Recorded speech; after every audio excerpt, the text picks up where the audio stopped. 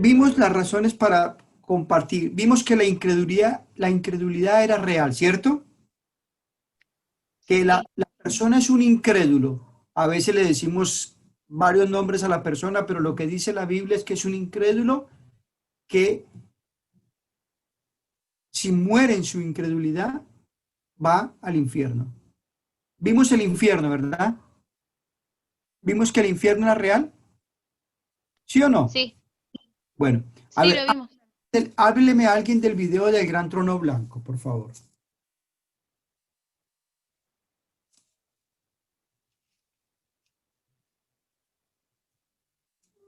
¿Alguien lo vio, el video? Sí, sí, sí lo vi yo. Dale, dale. Eh, bueno, creo que se trata, bueno, ahora específicamente y centralmente sobre el trono blanco, sobre qué es lo que va a pasar el día que venga la venida de Cristo, que va a aparecer un gran trono blanco, que, que también el infierno tiene varios niveles y que en la misma, o sea, como Dios es justo, es lo más justo que hay, el único. Incluso en el infierno van a tener por niveles, digamos, las personas, aunque Y no va a hayan haber aceptado a Cristo. conciencia. Y después también es, sí, respecto a la conciencia. Por ahí otros se les predicó y no aceptaron o lo rechazaron directamente y otras personas por ahí no llegaron a escuchar el Evangelio, entonces con ellos se les iba a hacer un poco más flexibles. Y después también con las personas que iban al cielo también era por niveles, según las obras que hicieron, también se les iba a juzgar, que eran Bueno, tres libros, vamos, el libro de la vida. bueno, vamos a No, cosas que queden bien claras. Les pregunto, en el juicio del gran trono blanco, ¿van a estar los creyentes, sí o no? No, No, no, no, no, no, ¿Seguro? sí, no, sí. seguro, sí. A ver, voy a volver a agrandar la pantalla. No sé cómo hacerlo, ahora hice lío. Donde dice dejar de compartir. Donde dice, Dejar de compartir. ahí está. Yo quiero, por favor, que nos quede claro, si nos equivocamos, no importa, pero quiero que quede claro. ¿Sí? De nuevo. Levanten la mano, yo desde acá no los veo. Los que piensan que los hijos de Dios van a pasar por el juicio del gran trono blanco de Apocalipsis capítulo 21. Levanten la mano. Los que piensan que los creyentes no van a pasar por el juicio del gran trono blanco de Apocalipsis 21, levanten la mano. Hay algunos que no se la juegan para ningún lado, ¿ah?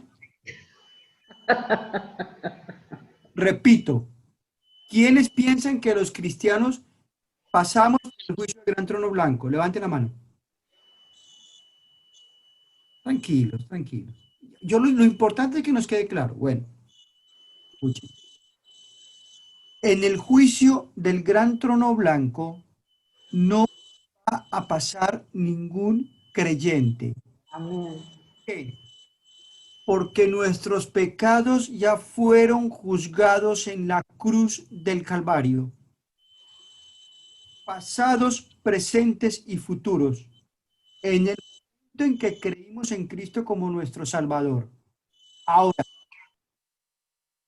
lamentablemente, con temor les digo esto, muchas veces dentro de nuestras iglesias hay personas que están convencidas y nunca hubo una conversión genuina. ¿Qué quiero decir con esto? Que nunca hubo un momento en su vida en que se arrepintió y creyó en Jesucristo como su Salvador personal por fe. Después vamos a ver lo que es la palabra arrepentimiento más adelante. Pero, ¿cómo nos damos cuenta humanamente de que una persona creyó en Cristo como su Salvador, por sus obras los conoceréis. Dice la Escritura, si yo no tengo una sed por la palabra de Dios, por la comunión con Dios, por las cosas de Dios, tengo que examinar mi corazón. No quiere decir esto que uno se levanta todos los días con alitas de ángel y me voy a arrodillar, porque no. A veces uno está desanimado, hay una lucha, es una batalla espiritual que no vemos, pero que es muy grande. Pero lo que quiero que les quede claro, en el juicio del gran trono blanco está destinado para ser inaugurado por el mismo diablo, el anticristo y el falso profeta, que eso es escatología, no vamos a hablar de eso. Pero para todos aquellos que rechazaron a Cristo como su Salvador y todos los que rechazaron a Dios desde los tiempos del principio de Génesis. Todos aquellos que rechazaron a Dios. ¿Se entiende? Entonces, todos los creyentes no vamos a pasar por el juicio del gran trono blanco. Gracias a Dios. Sí, lo que veíamos es que por supuesto que va a haber diferente clase de niveles en el juicio, pero va a ser un lugar de tormento, donde la Escritura dice que la llama nunca se apaga. Va a ser un lugar de tormento, como le dijo el rico a Lázaro, por favor envíen que me pongan una gotita de agua. Va a ser un lugar que ni nos imaginamos en nuestra mente, del sufrimiento y el dolor. ¿Por qué? Porque rechazaron a Cristo, rechazaron a Dios. ¿Por qué van a haber diferentes niveles? Porque igual que el tribunal de Cristo, yo no pienso que sea lo mismo un juicio contra personas que fueron impresionantes en contra de la humanidad, que otros que de pronto fueron un religioso que lo rechazó. Por supuesto que va a haber niveles, pero el infierno es real. Ahora, recuerden, a ver si vuelvo, a ver, ahí está. Ahora, el infierno es real, pero el Salvador es real. Hechos capítulo 4, versículo 12, ¿qué dice? A ver, un hermano que lo lea, por favor. Esto vamos a hacer un examen después. La incredulidad es real, el infierno es real, pero el Salvador es real. Hechos 4, 12. ¿Quién lo lee?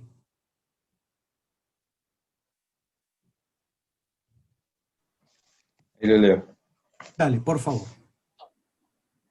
De hecho, en ningún otro hay salvación, porque no hay bajo el cielo otro nombre dado a los hombres mediante la cual podemos ser salvos.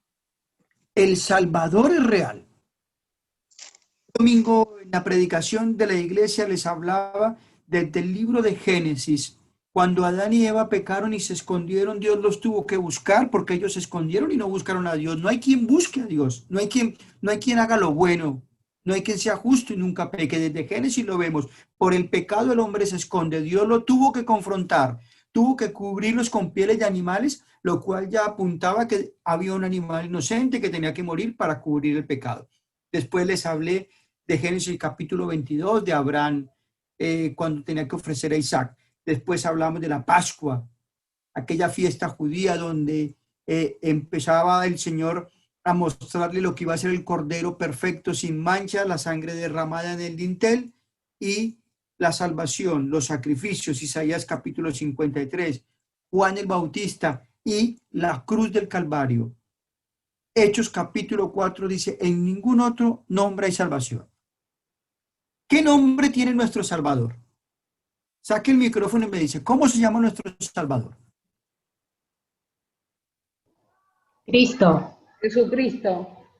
Jesús Cristo. Jesús. ¿Alguien sabe qué Jesús. significa Jesús?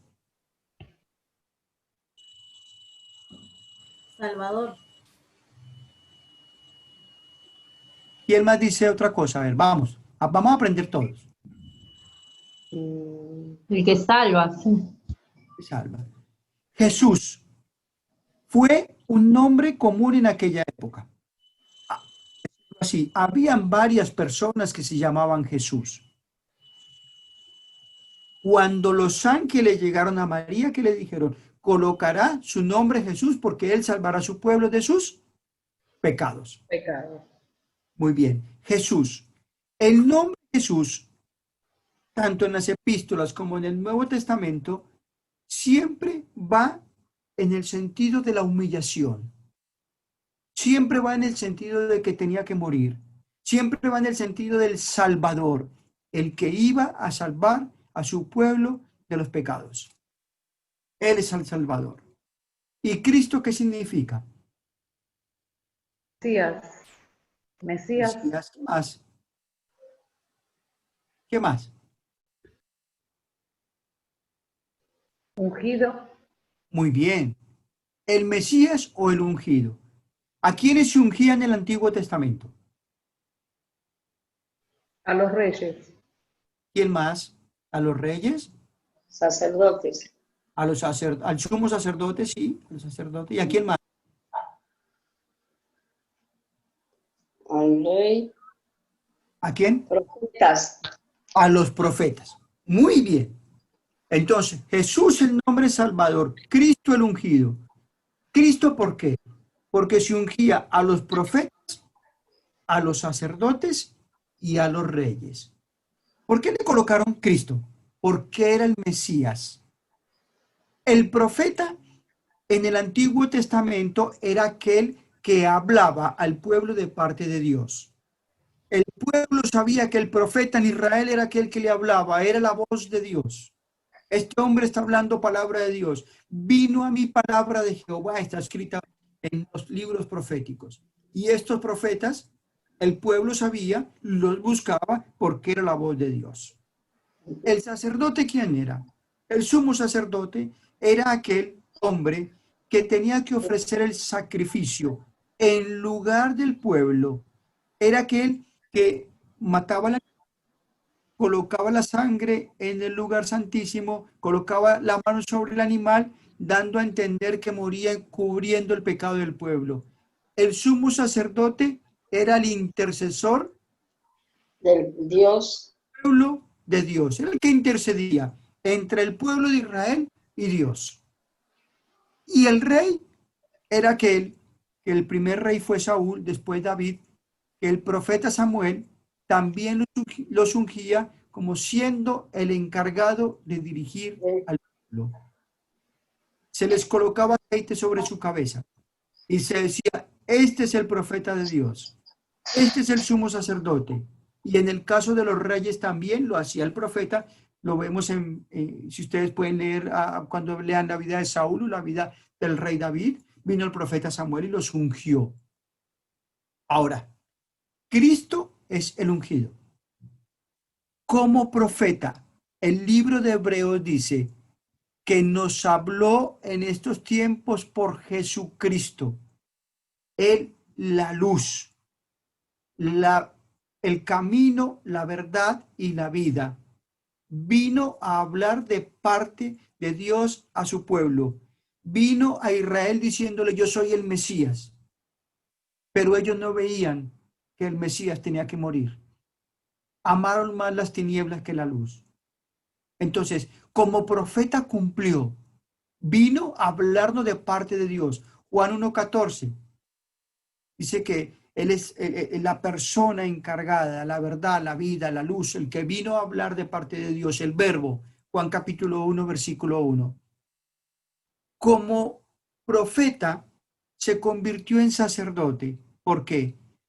Porque como sacerdote caminó rumbo al Calvario, a la cruz, para morir en aquella cruz. Rompió aquel velo para que hubiera esa comunión con Dios. El intercesor, el que intervino para que esa relación volviera a ser como debería ser, del hombre con Dios. El intercesor. Vino como sacerdote, como Hebreos, si leemos el libro de Hebreos, nos muestra que es un sumo sacerdote perfecto, no como los otros sacerdotes que tenían que ofrecer pecados por ellos mismos, no. Cristo es el sacerdote perfecto, sin pecado, que ofreció el sacrificio una vez, dice Hebreos, y para siempre. no como la sangre de los otros sacrificios, sino de una vez, una sangre perfecta. Pero ese sacerdote resucitó al tercer día, venció la muerte y ascendió al cielo. Y hermanos queridos, un día vamos a ver, hoy reina, pero un día, cuando empiece el milenio sobre la tierra, vamos a ver al Rey de Reyes y Señor de Señores, y toda rodilla, dice el libro de Filipenses, se doblará ante el único que merece toda la... Un día su reino será literal en la tierra. Entonces, no hay otro nombre, el Salvador es real. El significado de ese nombre es único. Por eso el apóstol Pedro, en Hechos capítulo 2, después léanlo, cuando le habla al Sanedrín, le dice, ustedes mataron al autor de la vida, a Jesús. Dice, pero el Señor lo ha hecho, pero Dios lo ha hecho Señor y Cristo, el ungido. No sé si vamos entendiendo el significado de ese nombre, ¿sí? ¿Vamos bien? El Salvador es real. Ahora, veíamos de que la incredulidad es real, veíamos de que el infierno es real, veíamos de que el Salvador es real, pero el cielo es real. El cielo es real. A ver, alguien que lea, por favor, vamos a ver Apocalipsis 21:10. Acompáñenme, 21:10. Apocalipsis 21:10.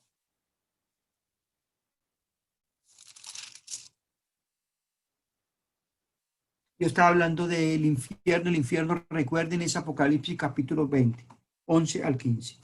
Apocalipsis capítulo 21, versículo, vamos desde el versículo 4. Jugará Dios toda lágrima de los ojos de ellos y ya no habrá muerte, ni habrá más llanto, ni clamor, ni dolor, porque las primeras cosas pasaron. ¿Qué es lo primero que dice? Ya no habrá más muerte. ¿Por qué no va a haber más muerte?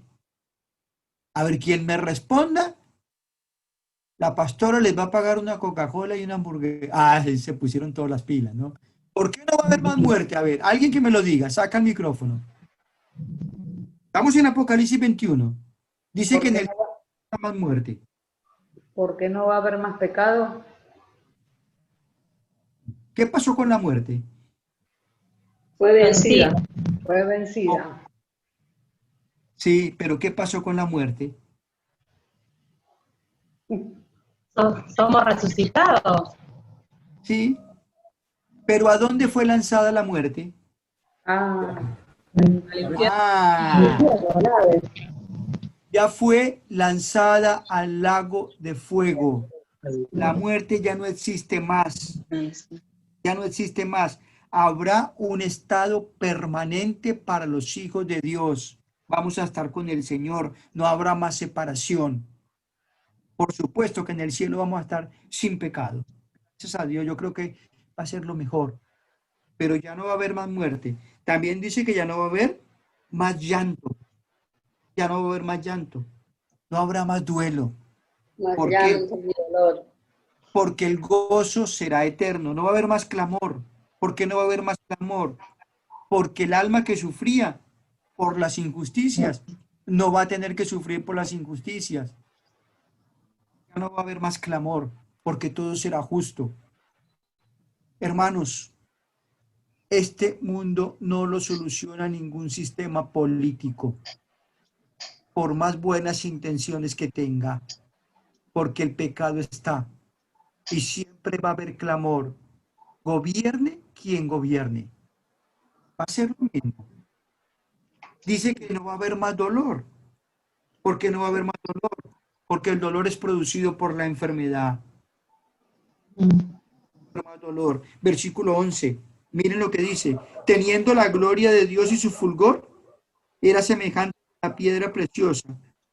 La gloria de Dios va a iluminar la ciudad. Versículo 12. Tenía y las 12 puertas, y en las 12 puertas 12 ángeles.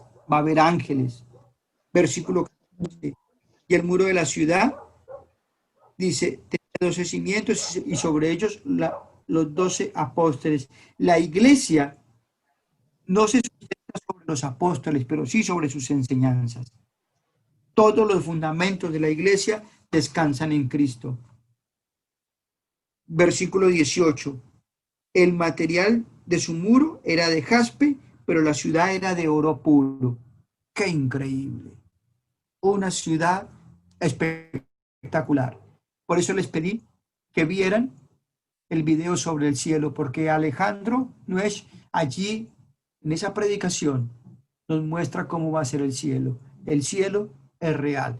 Pero vamos a parar acá, un poquito. Yo quisiera que preguntaran. Vamos, por favor. Recuerden, la incredulidad es real, el infierno es real, el Salvador es real, el cielo es real. Pregunten, por favor. Saquen las dudas. Les digo, si de pronto no sé la respuesta, la anotamos, oramos y buscamos la respuesta para la próxima clase, si no sé la respuesta. Por favor, pregunten, no se queden con dudas.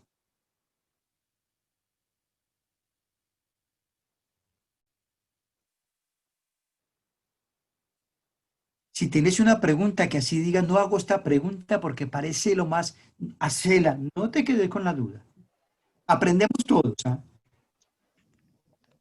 Hola, buenas noches. Mi pregunta Buenas es, noches. Eso, Bueno. gracias. Me Primero parece la que hay dama. alguien más ahí. Hola. ¿Hago Sí, la le pregunta? escucho. Bueno, Sí, es una pregunta que me había quedado la semana pasada sí. en duda. ¿Qué pasa con la persona que recibió a Jesús en su corazón y creyó, pero después se apartó y se volvió, por ejemplo, de un banda? ¿Qué pasa con esa persona, con esa alma? Si la persona creyó en Cristo genuinamente, va al cielo. Pero si se volvió ubanda, con respeto le digo esto, ¿ah? Con respeto le digo esto. Yo dudo de su salvación. Yo dudo que haya sido un verdadero creyente. Ok. Sí, me había quedado la duda de eso. ¿Qué No, pasa con ¿por qué? ¿Por qué? Porque el cristiano peca. Pecamos, no somos perfectos, pero el cristiano no practica el pecado. ¿Se entiende, no?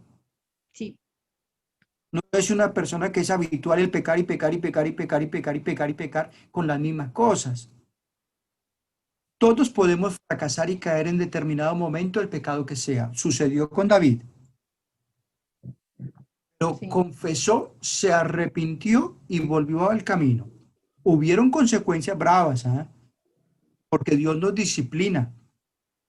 Hermanos queridos, Dios disciplina. Eso lo vamos a ver más adelante en discipulado.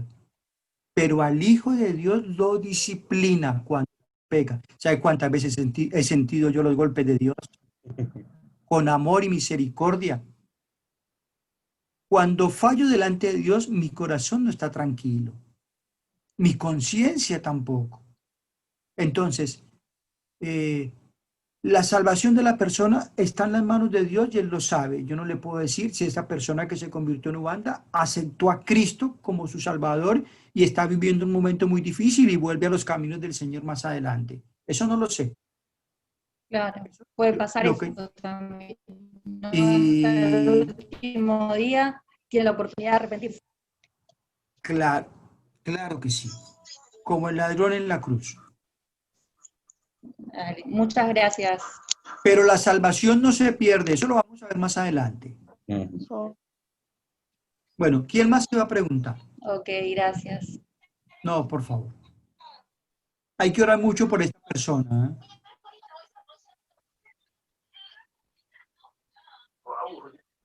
¿Alguien más iba a preguntar? Vamos, vamos, anímese.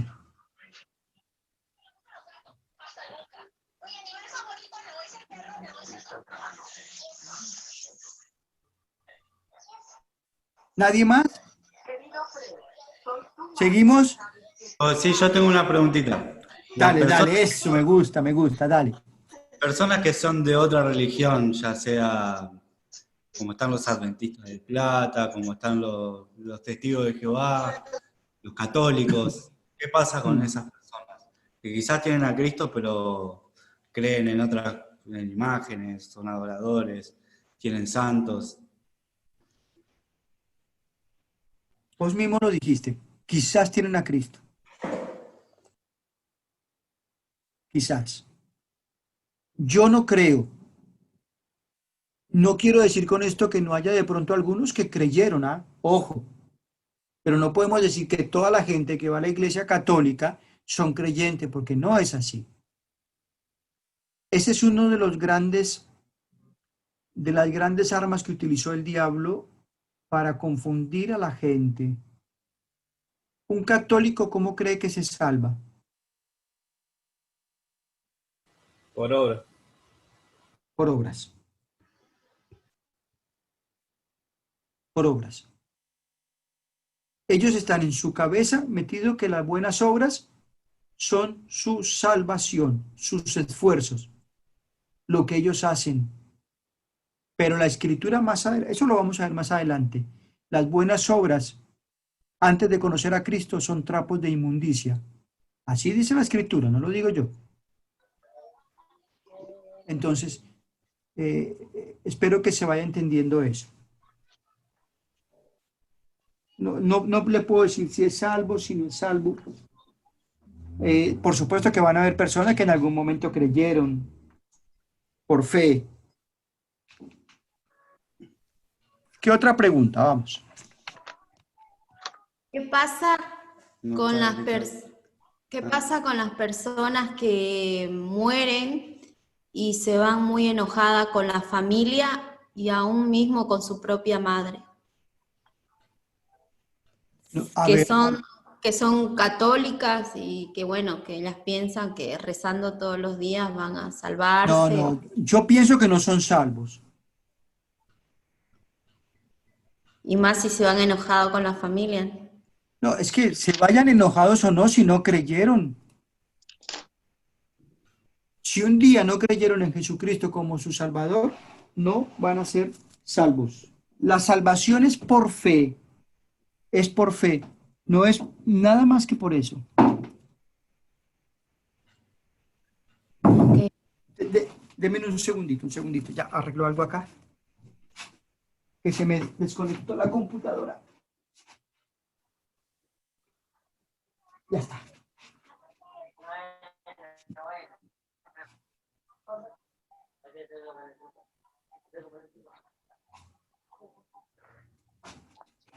Listo, ya la conecté.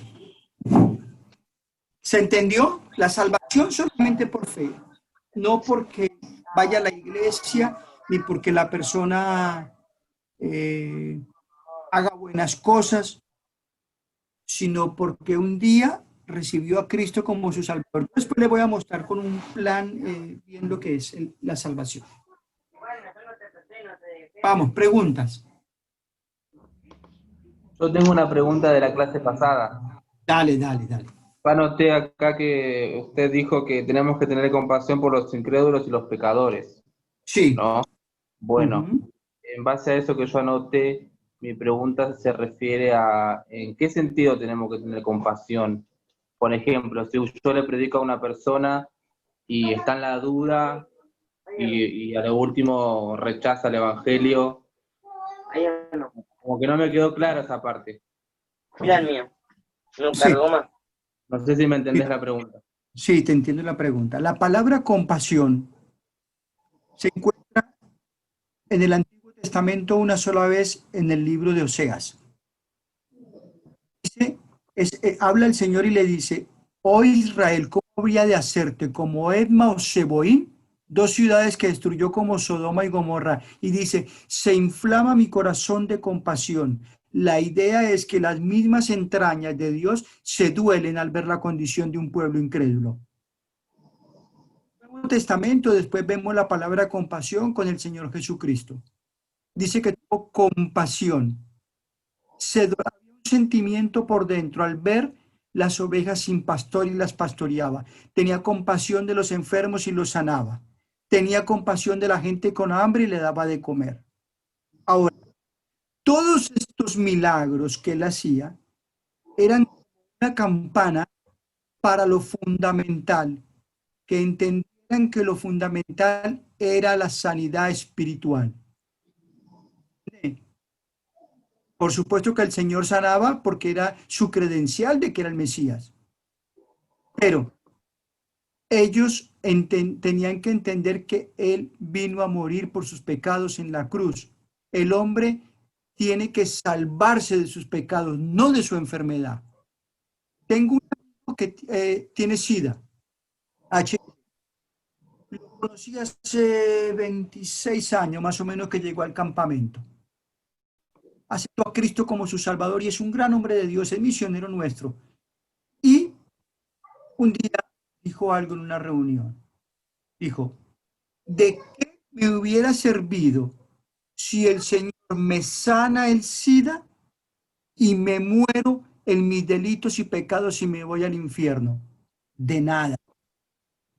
El Señor vino a salvar y a buscar lo que se había perdido espiritualmente. Ahí me quedó algo muy claro cuando compartí a este muchacho. La verdad, que no hubiera servido de nada, porque él vino a salvar espiritualmente del infierno que es real. Ahora, ¿qué es compasión? Compasión es este muchacho verlo y sentir ese sentimiento de dolor, de amor por los perdidos. ¿Se salve o no se salve? El Señor tenía compasión de toda esa gente que yo les dije, los enfermos y los sanaba, pero la mayoría no se convirtieron. La mayoría quedaron en su incredulidad. Muy pocos se convirtieron. Nunca se olviden que lo seguían mucha gente al Señor. ¿Pero por qué lo seguían? Porque lo sanaba, porque le daba de comer y porque ellos esperaban un Mesías que los liberara del yugo romano. Pero toda esa gente que cuando entró camino a Jerusalén, gritaba, Hosana, Hosana, al Hijo de David, fueron muchos de los que gritaron, crucifícale, crucifícale, en vez de Barrabás. Y lo rechazaron. Entonces, la compasión es ese sentimiento de dolor por la gente. Un ejemplo. Estaba en Colombia, fui con un amigo argentino y estaba en la casa de mi pastor y mi pastor es un gran hombre de Dios, el que me discipuló, bautista, un pastor bautista. Nos dijo, acompáñenme a comprar algo, lo acompañamos. Pasaba un indigente, porque en Colombia la pasta base dejó mucha indigencia en las calles, con un costal donde llevaba un olor. Y este indigente, mi pastor lo reconoció y le dijo, Pedro, ¿hasta cuándo vas a estar así? Y el Pedro vino del pastor y el pastor le dio un abrazo, un beso y le dijo, Pedro, yo te quiero ayudar. Pero algo que salía de su corazón genuino y nos llamó. Vení, Elías, Adrián, saluden a Pedro. Les digo, uno no se habrá bañado no sé cuánto tiempo y costaba acercarse a él. Eso es compasión. Y le dijo a Pedro, a este muchacho, mi pastor le dijo, Pedro, te espero en la iglesia que te quiero ayudar mañana. Al otro día, esta iglesia tiene un centro de rehabilitación en Colombia. Al otro día recibí una llamada temprano y me dijo mi pastor, Eliezer, venite urgente para la iglesia. Fui urgente. ¿Quién estaba con él? Pedro. Me dijo, quiero que lleves a Pedro al centro de rehabilitación. Queda en un pueblo retirado de Bogotá. Entonces el pastor, ¿pero cómo lo llevo? ¿Dónde me voy con este? No me para nadie. Entonces empezamos a parar un taxi para salir a una ruta donde él ya había mandado que nos iban a buscar. Y no me paraba ningún taxi, claro, con una joyita de estas se asustaban. Entonces le dije, Pedro, quédate abajo del alero de la iglesia, yo paro el taxi, me subo y vos te subís cuando yo esté allí. Hice eso. El taxista cuando lo vio subir temblaba. Le pregunté al taxista cuando le di la dirección y le dije, ¿usted cree en Dios? Temblaba. Sí, sí, sí. Le compartí el evangelio y le digo, a este muchacho lo llevamos a... Ahí agarró valentía, lo exhortó al pobre Pedro, aprovechar la oportunidad. Ahí, claro. Claro. Llegué con Pedro al centro de rehabilitación, que quedaba como a 3 horas de Bogotá. Llegó tan mal este muchacho que yo iba a dar unas clases y se quedó durmiendo, pero el primer día una decisión por Cristo genuina, de arrepentimiento, de aceptar a Cristo, creyó en Cristo, para mí, eso lo sabe Dios, y se fue a dormir. Al tercer día, cuando yo volvía para Bogotá, despertó. ¿Cuánto haría que no dormía este muchacho? Antes de irme me dijo algo. Te quiero pedir un favor, Eliezer. Le dije, sí. Decirle al pastor Bonch que me salvó la vida. Dale un abrazo de mi parte. Llegué a Bogotá, se lo dije a Andrés, y a los 2 días me llamó el pastor Andrés y me dijo, ¿saben quién murió? Pedro. Ya había llegado muy mal. Por dentro estaba muy, muy enfermo, muy descompuesto. Eso es compasión. Compasión por el perdido. Acepte o rechace. Dios no me llamó a convertir a la gente. Me llamó a predicar el evangelio y a tener compasión. La conversión es una obra milagrosa del Espíritu Santo en el corazón del incrédulo. Yo no lo puedo hacer, pero yo tengo que predicar el evangelio. Ese es el siguiente punto. No sé si entendiste lo que es la palabra compasión. Sí, la entendí, Bueno, pero te hago otra consulta. El tema, bueno, de la compasión, pero ¿desde qué lugar me paro yo, digamos, también como cristiano, creyente y también siendo humano y pecador, a mirar a esa persona pecadora, digamos? ¿Desde qué lugar me pararía yo? ¿desde qué lugar me pararía? Claro. En lugar de un hijo de Dios que tiene el poder para predicar el evangelio, no por lo que vos sos, ni por lo que yo soy, sino por lo que es Dios y por lo que es su palabra y por lo que es el Espíritu Santo de Dios, que es el que te da poder para predicar el evangelio. Soy un embajador de Dios, imperfecto, con muchas fallas, con pecado todavía, con cosas por cambiar, pero soy un embajador del cielo y me paro con compasión. ¿Con qué compasión? Con humildad, con amor, con respeto, pero con la verdad. Tengo que hablar de pecado, de infierno, del juicio de Dios por el pecado, un Dios santo, santo y santo que va a juzgar el pecado, y de la obra maravillosa de Cristo en la cruz. Yo me paro desde allí, mostrar a Cristo.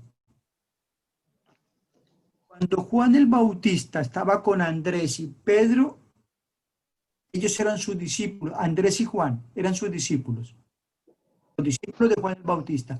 Pero cuando vio el Cordero de Dios, inmediatamente le dijo, a él es el que tienen que seguir, a mí no, a él, porque él es el Cordero de Dios que quita el pecado del mundo. Así tenemos que hacer, mostrarle a la gente a Cristo. Aceptan o rechazan, no es mi responsabilidad, pero sí tengo que predicar un evangelio claro, porque ¿saben qué quiere la gente?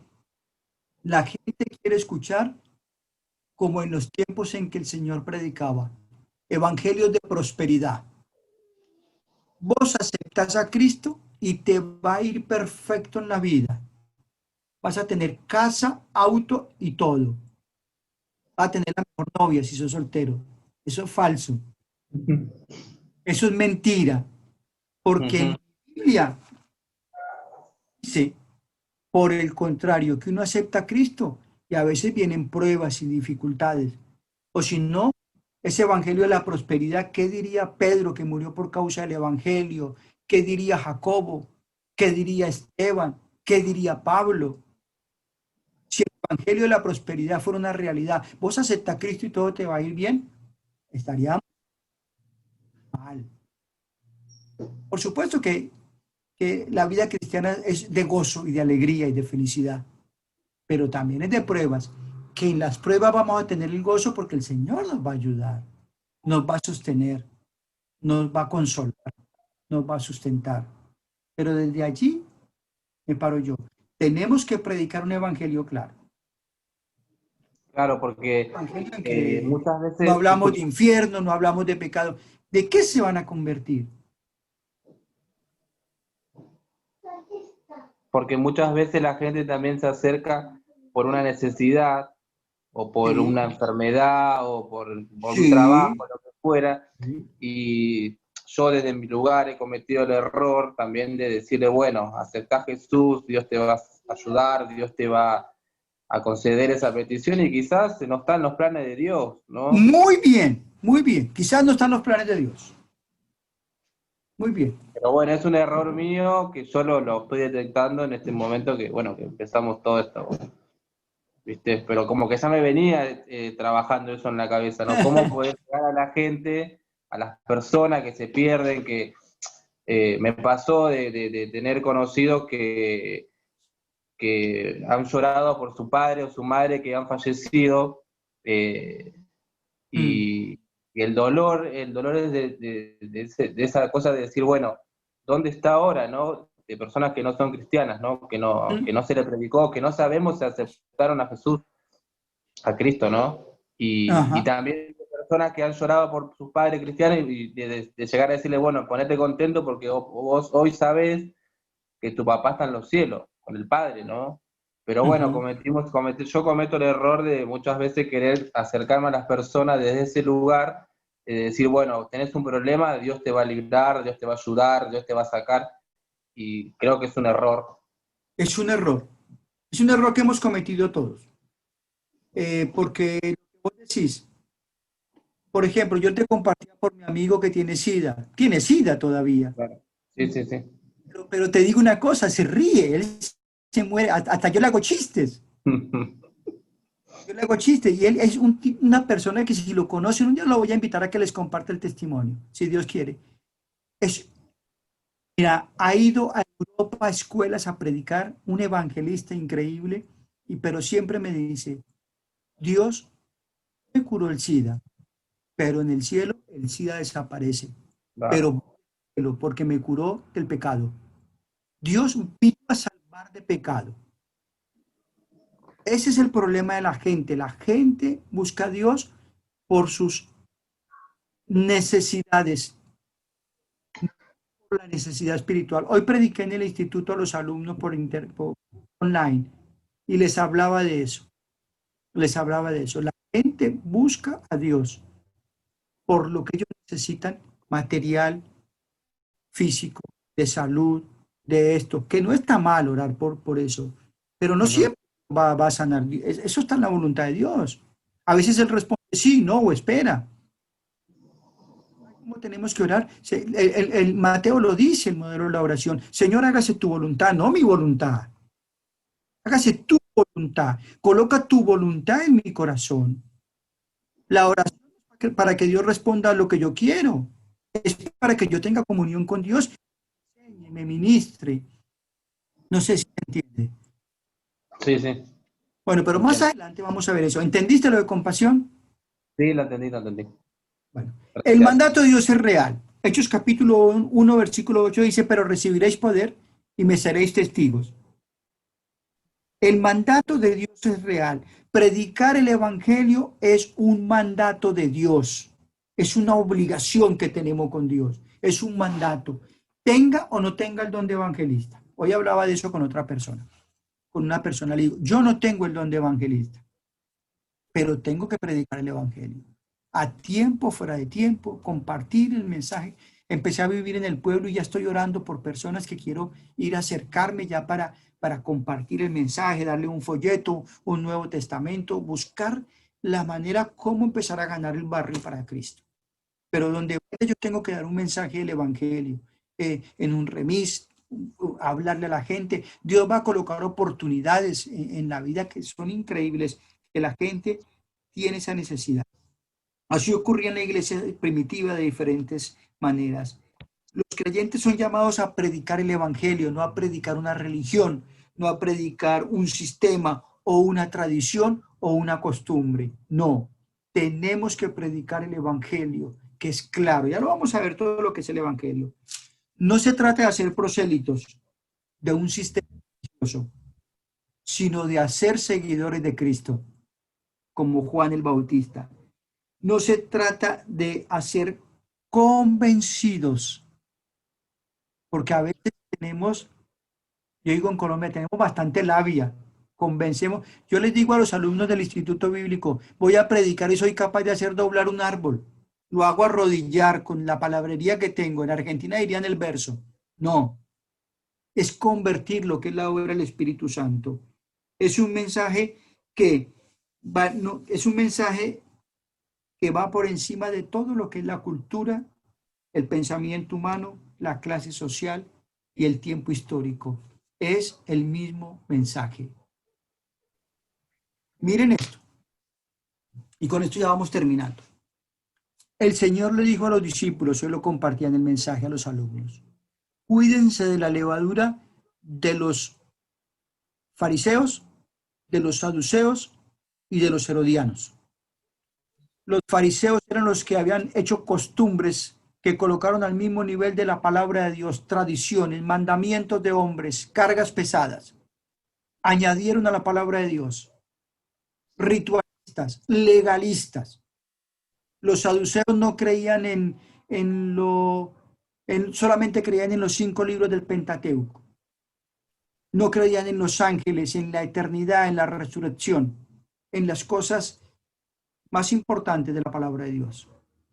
Y los herodianos era un sistema que los judíos se habían unido político, que era mundano totalmente.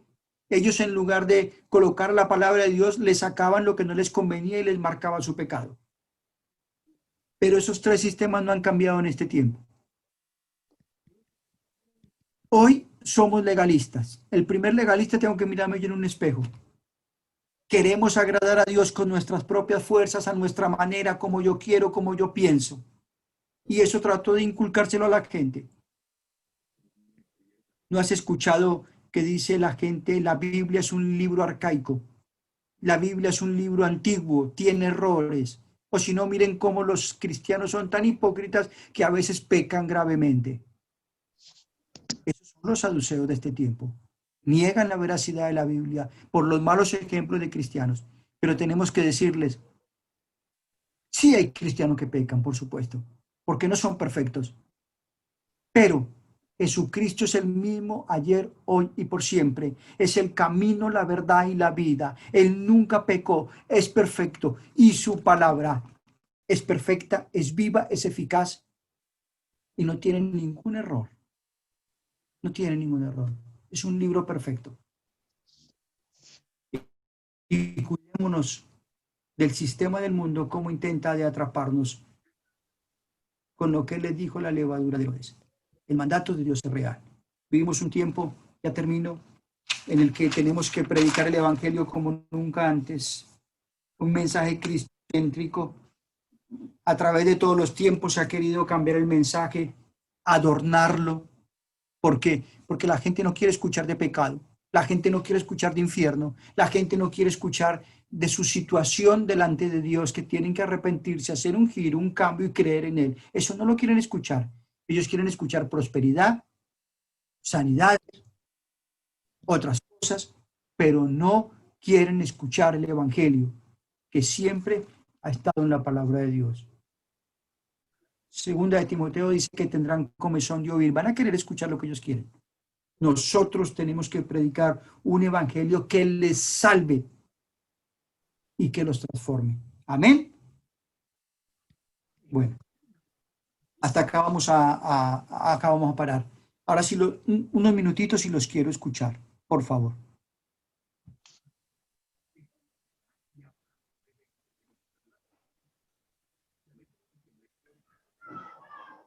Recuerden, las razones. Las vamos a repetir y ya los dejo, que me pregunten. La primera razón, la incredulidad y el incrédulo es real. La segunda, el infierno es real.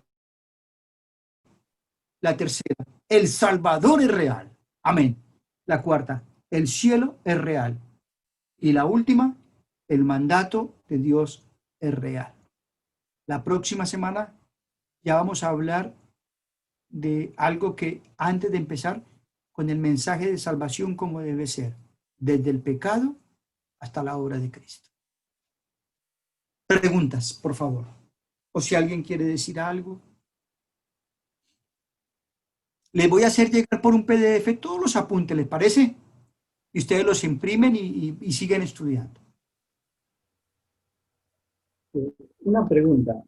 Sí. Los afectos así, emocionales o cariño, así, aprecio hacia los familiares, ¿en el cielo se pierden? Los afectos, mira la pregunta. Los afectos se pierden. Yo creo que vamos a tener afectos sin pecado. No se pierden, porque yo creo que va a haber conciencia. No me había puesto a pensar, pero va a haber algo. Lo más hermoso es que no va a haber pecado. Y no va a haber esas intenciones, va a ser todo santo. El afecto tiene que existir. En la prédica. Somos hechos a la imagen de Cristo. Puedes mirar a tu esposa así medio, a ojo. Yo tampoco, quisiera, pero no puedo. Allá va a ser todo perfecto. Y en el caso Mi que pensamiento. no vaya al cielo, la otra persona no vaya al cielo, ¿qué pasa con ese afecto, ese sentimiento? Repetime, por favor, repetime. La otra persona, ya sea familiar o algo, no vaya al cielo. Sí. ¿Cómo se enfrentaría esa emoción de pérdida o sentimiento? ¿Existiría esa parte? No, ahí ya no. Ahí ya no, porque ahí ya tengo un pasaje bíblico que te lo puedo decir. La Escritura dice, en el rico y Lázaro, hay una gran cima puesta entre nosotros. Ya no se puede hacer nada. No puedes pasar de allá a allá. Ahora, el rico sentía un dolor de estar en el infierno y quería que le fueran a predicar a sus 5 familiares. Ya era imposible. Ya era imposible. Hay una gran cima. Entonces, yo pienso que emociones va a haber, porque pero es muy diferente, todo en santidad, en pureza, en adoración, va a ser otro tipo, ya no hay pecado. ¿Va a haber caballos en el cielo? ¿Quién dice que sí? A ver, ¿quién dice que sí? Los caballos. Levante la mano el que dice que hay caballos en el cielo. ¿Quién? No Sí, a sé. ver. Ninguno se la juega, ¿ah? ¿Saben qué? Escuchen, esa pregunta se la hizo un niño al doctor Rairi, un hombre de Dios, un teólogo que vino a darnos unas clases, y el niño le preguntó, doctor Rairi, ¿hay caballos en el cielo? Y lo desconcertó. Y le dijo, la verdad, no sé. Dijo, ¿y entonces cómo viene el Señor en un caballo blanco? Blanco. Claro. Hay caballos en el cielo. No sé. Sí, pregunte, por favor. ¿Van entendiendo? Sí. Hablo muy rápido. No, está bien.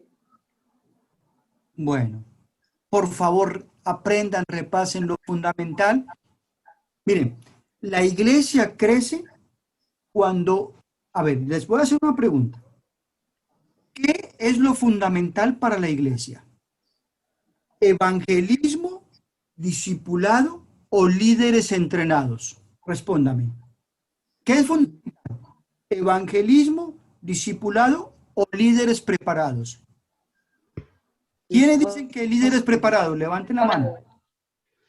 ¿Quiénes dicen que el evangelismo? Levanten la mano. ¿Quiénes dicen discipulado? ¿Quiénes dicen discipulado? Y las tres. No se la juzgan. ¿Qué cosa? Escuchen. ¿Saben qué es lo fundamental? Los tres. La base de la iglesia, Es la evangelio. cuando ustedes se preparan bien con todo su corazón, va a haber una base sólida. ¿Por qué? Porque es bíblico. El Señor, ¿qué hizo? ¿A quiénes formó? 12 hombres, un desastre, pero los transformó con el tiempo. Y esos 12 hombres fueron el fundamento de todo lo que iba a suceder. Eran la base fundamental. Por supuesto que primero es Cristo, pero nunca se olviden de esto. ¿Saben por qué no crecemos en la iglesia? Porque no nos preparamos como debe ser. Y ustedes son los responsables de colocar esa base firme. Cuando esa base está firme, empieza la columna del evangelismo y empieza la columna del discipulado, que tienen que caminar a la par. Porque hay iglesias donde hay mucho evangelismo y donde no hay discipulado. ¿Saben qué pasa? Por la puerta que entra, se van con el tiempo porque no crecen. Pero hay otras iglesias donde hay solo discipulado, discipulado, discipulado y no hay evangelismo. ¿Saben en qué se convierte? En un museo de santos. Se van a ver las mismas caras todos los domingos. Entonces, evangelismo y discipulado tienen que correr a la par. La responsabilidad de ustedes, que tiren por el mismo camino todos, y el Señor se va a glorificar, porque ha sido el ejemplo a través de toda la historia de la iglesia primitiva. Yo los animo a eso. Bueno, ya los dejo, porque no sé si tienen responsabilidades. Si me quedo hablando, miren que me quedo acá hasta las 12. Pregunten, ¿alguna otra pregunta? No se queden con dudas. Sí, yo tengo una. Dale. ¿Qué necesitamos para evangelizar? Porque a veces, ¿no? O sea, el que trae convicción de pecados a las personas, ¿no? Es Jesús, es el Espíritu Santo, ¿no? Nosotros somos ese instrumento, ¿sí? Que Dios usa. ¿Por qué entonces a veces decimos que, o creemos, ¿no? Que yo también me incluyo, ¿no? Que uno como que necesita como una preparación para evangelizar en el sentido de ir a hablarle a una persona, ¿no? De Jesús. Entonces es como que uno empieza, no, pasa que no oré mucho, ¿no? No, pasa que no ayuné. Y empezamos como, o empiezo, como a decir como que agregamos cosas, ¿no? O sea, si es el Espíritu Santo, entonces es como que yo pareciera como que me atribuyo algo humano, pero cuando en realidad es Dios. O sea, a veces decimos no, o a veces me ha pasado decir no voy a hablar porque no oré, ¿no? Uno puede decir no oré, entonces, ¿cómo voy a ir a hablarle? O sea, no, como que no, una preparación previa, ¿no? Oremos para salir a evangelizar, o ayunemos para esto, ¿no? Y si es el Espíritu Santo, ¿no? El Espíritu Santo está en mí. Amén. ¿No? Entonces, es el Espíritu Santo obrando y yo siendo ese canal, ¿no? Y simplemente, por eso es mi pregunta. ¿Qué necesitamos, no? Para que ese evangelismo sea efectivo. Necesitamos que el evangelismo se convierta en un estilo de vida. Claro.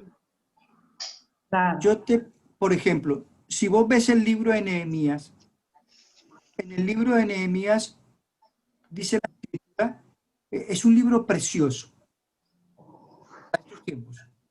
Dice, y oré al Dios de los cielos. Ahora, hubieron momentos en que lo llamó el rey y le dijo, bueno, ¿qué es lo que quieres? Y dice, y oré al Dios de los cielos. ¿Cómo fue la oración? Si estaba delante del rey. Señor, ayúdame, ¿qué le tengo que decir a este hombre? Voy a hablarles del Espíritu Santo más adelante también, de lo que hacen la obra del evangelismo. Pero yo tengo que compartir el mensaje a tiempo, fuera de tiempo, en todo momento. Claro. Que no voy a ir gritando por todo lado, que lo debería de hacer. Pero sí en todo momento. ¿Qué tienes que hacer? Dejar tu vida en las manos de Dios y que te guíe. Claro. Y no vas a ser perfecta nunca. Yo no soy perfecto tampoco. Pero si hay algo hermoso es tener cuentas cortas con Dios. Pequé con Dios, arreglo mis cuentas, me arrodillo o le digo, perdón Señor, perdóname, porque peco contra ti. Miré lo que no debía mirar, hablé lo que no debía hablar, hice lo que no tenía que haber hecho, perdón. Y eso, y me aparto, hago un giro, eso es arrepentimiento. Pero lo que sí, tenés que estar preparada para dar un mensaje cristocéntrico. Claro. ¿Qué? ¿Por qué? Porque ¿de qué se van a arrepentir? Si no hay quienes... Si no les vas a hablar de pecado, si no les vas a hablar de la obra de Cristo. Miren, el hombre que me habló de Cristo en la cárcel tenía unos 55 años. No había hecho ni primaria, no había pasado por ningún instituto bíblico, pero me habló de pecado y me habló de Cristo y me dejó solo en la celda y se fue en la cárcel. Me habló de clarito. El Espíritu Santo cuando me habló de la obra de Cristo, de lo que había hecho Cristo por mi pecado y me dijo, tu problema no fue la delincuencia, ni el tráfico de droga, ni haber consumido, ni haber hecho esto. Tu problema tiene un nombre en la Biblia y es el pecado y por ese pecado te vas al infierno. Me habló de la paga del pecado en Romanos y me habló de esto y se fue. ¿Sabe cómo caí de rodillas? Solito. Y con mis palabras le dije, Jesucristo, me doy cuenta que estoy perdido, pero creo en ti y le dije, sálvame. Yo en ese momento tenía mucho miedo porque pensaba que me iban a matar. Ese día, esos días, estaba deprimido, muchos muertos. Al otro día de haber aceptado a Cristo, yo le dije a ese hombre, no hay problema, si me pasa algo, yo ya sé dónde voy. El Espíritu me había convencido, que no es algo mágico, que desciende, que lo tengo que... No, el Espíritu Santo, la persona que entra en el corazón en el momento de la salvación y te sella. Te sella, entra en tu corazón, no es nada, que a veces también hay tanta confusión con todo esto, ¿no? Sí, sí. Pero vamos a prepararnos bien en este tiempo para poder hablar. Yo les voy, en el mensaje de salvación más adelante les voy a hablar de lo que es el pecado, de lo que es la obra de Cristo, cómo deben predicarle a una persona. Por supuesto que después ustedes lo acomodan y no es que haya un método para que sea ese método, pero sí predicar un mensaje claro. Eso es lo que yo les voy a hablar. Porque hay muchos métodos para predicar el evangelio, pero todos los métodos tienen que hablar de pecado, de la obra. Esa es la clave. Si Cristo en la tierra hubiera utilizado un solo método, hubiéramos adorado el método como adoraron los israelitas el becerro de oro en el desierto. Y nos hubiéramos olvidado de Cristo. Por eso Dios hizo milagros de diferentes maneras, formas, métodos. Claro. Sí, de hecho, bueno, nosotros hemos salido muchas veces, ¿no?, a evangelizar y bueno, uno de los métodos era predicar justamente, bueno, la cruz y explicarle a todas las personas, a personas que no conocíamos, ¿no? Porque no es que teníamos un tiempo como para que nos cuente, nos diga, y como para decir, no, esto es pecado, pero por ahí lo que uno utiliza es la palabra, ¿no?, que dice que todos somos descarriados, ¿no?, y que, bueno, todos somos pecadores, y por ahí uno lo que no hacemos es especificar, pero como que decimos todos somos pecadores y el pecado nos separa de Dios, ¿no? Entonces explicamos que Jesús vino, ¿no?, para derribar ese muro que nos separa, que es el pecado, ¿no?, y que para esto necesitamos aceptar y creer en Cristo, ¿no?, como nuestro Señor, como nuestro Salvador, ¿no? Y pedirle al Señor que pueda entrar en nuestra vida, ¿no?, en nuestro corazón, y es ahí donde invitamos a poder hacerle esa confesión de fe, ¿no?, que uno estila, ¿no? Eso hacíamos con él cuando salíamos a la calle, ¿no?, y podíamos predicar uno a uno. Pero bueno, y después tomábamos datos y demás, pero bueno, como que por ahí esto, ¿no? No es que la persona nos decía, me pasa esto, tal, porque no había ese tiempo, pero por ahí especificábamos del pecado más que nada como algo que todos pecamos, ¿no? Que todas las cosas que hacemos, mentira, envidia, ¿no? Porque a veces como que las personas y nosotros también en algún momento creíamos que solamente pecado era matar, robar, drogarse, y bueno, entonces como que uno hace como esa explicación cortita, ¿no? Amén, amén.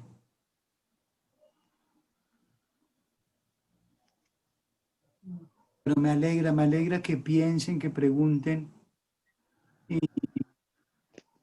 lo fundamental es que quede bien claro el Evangelio y después les voy a hablar de discipulado también. Bueno, oramos, ¿les parece? Bendito Dios, gracias, Dios Santo, por el interés que hay en mis hermanos. Ayúdanos a crecer a todos. Ayúdanos. En el nombre de Cristo Jesús. Amén. Amén.